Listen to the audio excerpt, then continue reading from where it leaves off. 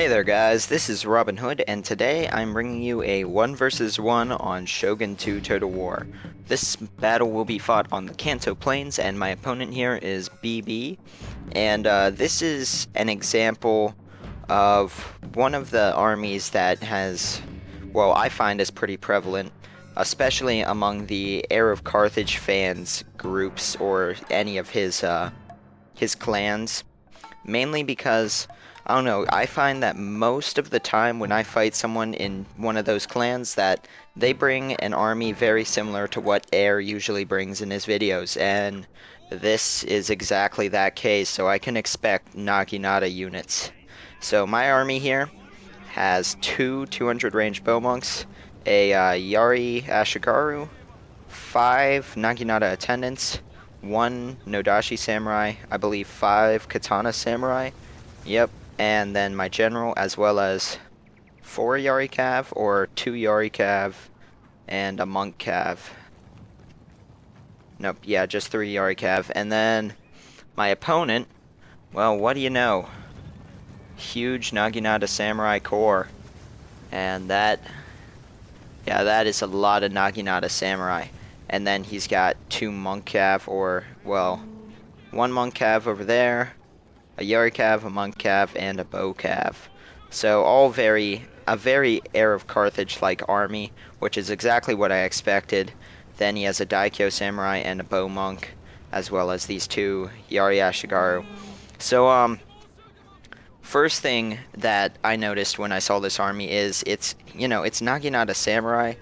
It is definitely a defensive army because these are a very defensive unit. They can be used offensively, but they're best defensively. You know, if you're attacking, you usually want to have some swords. His cavalry is really not that strong, even though I only have 3 units, and he only has 3 that can actually legitimately fight my Yari Cav. My cavalry is superior, so what I needed to do is I needed to beat off his cavalry and win the bow fight. And the reasons for this is with no cav on his side, I have the more mobile army. And without any bows, that gives me, even though these are Naginata samurai units, which are very resistant to bow fire, that gives me a major advantage, which also could force him to attack. And since he has a defensive army, that's exactly what I want him to do.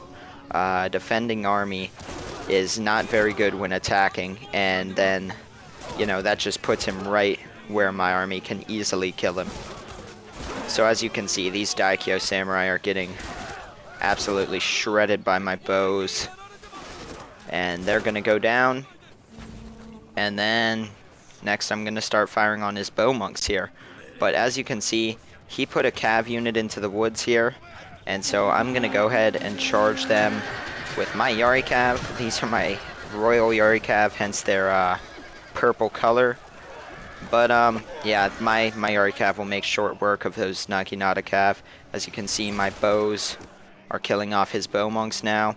And my other Yari Cav are engaging his Yari Cav and his Monk Cav, which you can see over here.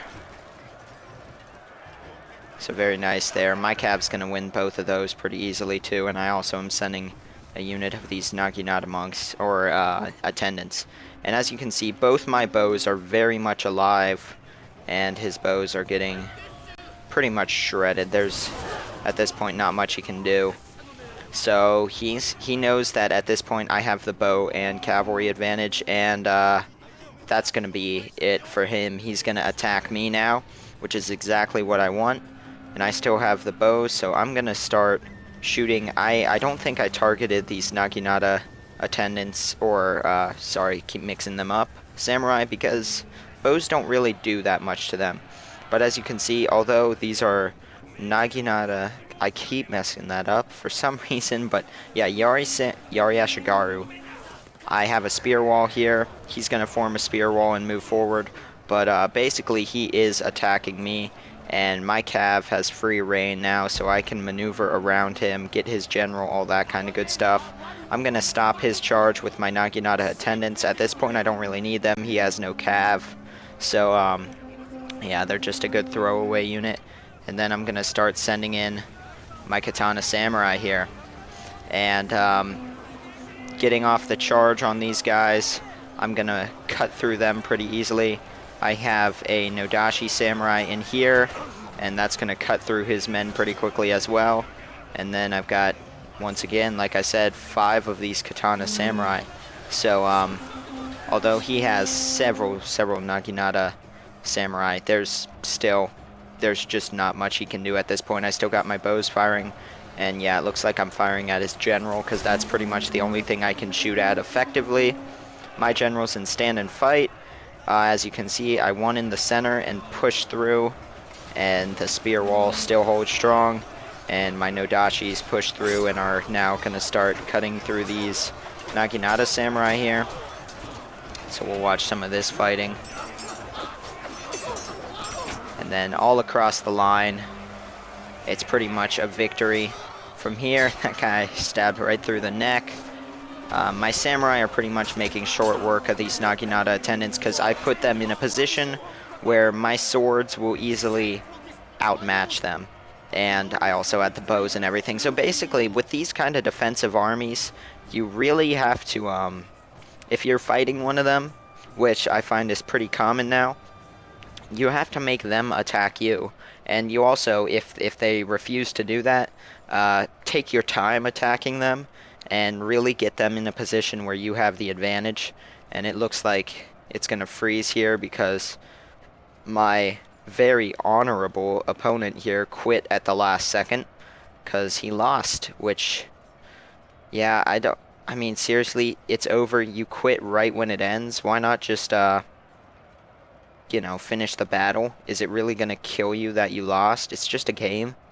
And, you know, some person's going to say, you'd probably do the same thing. Well, I've posted, what, like 2 battles ago?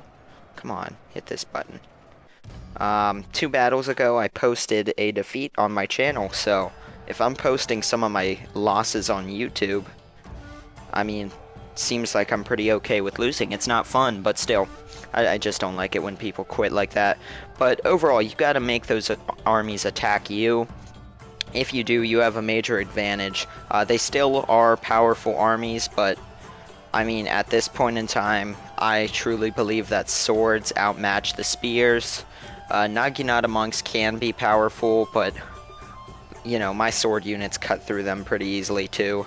So it's really a balance. Also, one of my new favorite units is definitely the Naginata attendants. And that is because they are so cheap, but you can afford a ton of them and easily guard your whole army from cavalry. Yeah, they suck in melee, but I mean, if you're defending against cav, they are perfect. But overall, that's all for this battle. Hope you guys enjoyed that, and I will see you next time.